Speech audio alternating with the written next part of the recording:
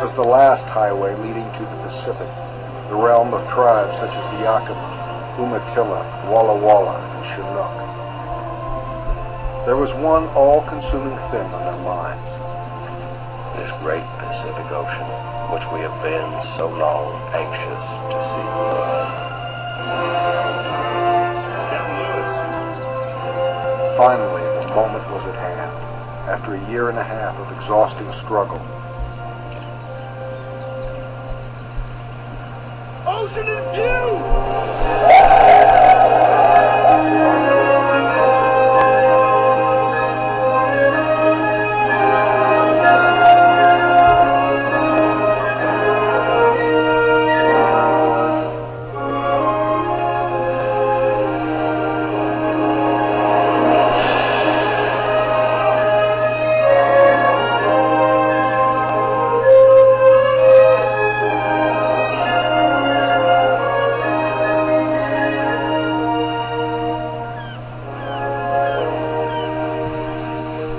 Must have felt triumphant.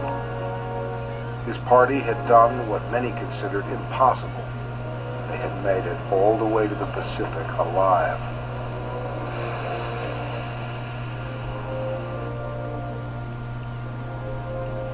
The men appear much satisfied with their trip, beholding with astonishment the high wave dashing the rocks in this immense ocean.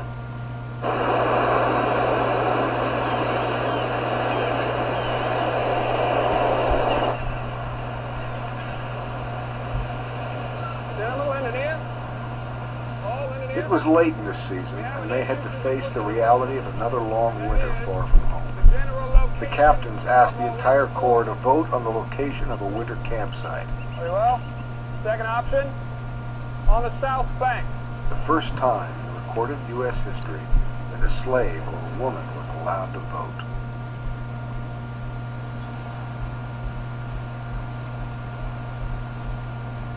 Near what is now Astoria, Oregon, they built winter quarters, named Fort Clatsop after the nearby coastal tribe. They traded with their Indian neighbors for salmon, berries, and roots, and settled in for 4 miserable months. There were only 12 days without rain. The winter dampened their spirits as well. They were homesick and longed to see their loved ones back in the States. Most at home assumed they were dead.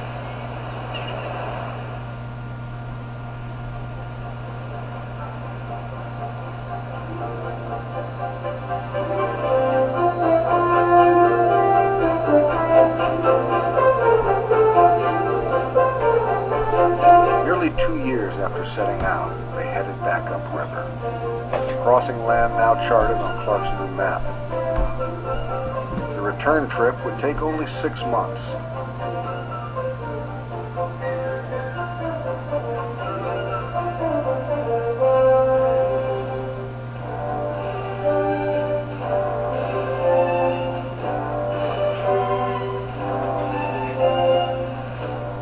In the end, the journey opened up the West to their fellow countrymen. It was the beginning of a new era for the United States. But the Native American way of life would never be the same.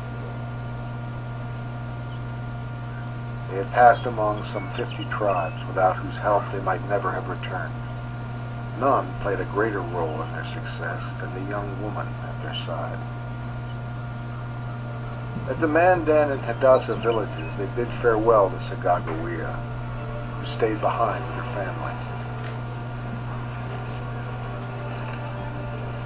She had endured every danger and deprivation while also caring for a child.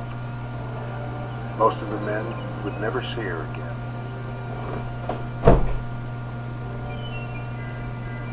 28 months after setting out, Lewis and Clark reached St. Louis, ending an 8,000-mile odyssey. They were acclaimed as national heroes, the first U.S. citizens to cross the continent. Lewis had described at least 178 plants and 122 animals new to science. Clark had drawn new and accurate maps that would guide the next generation of pioneers.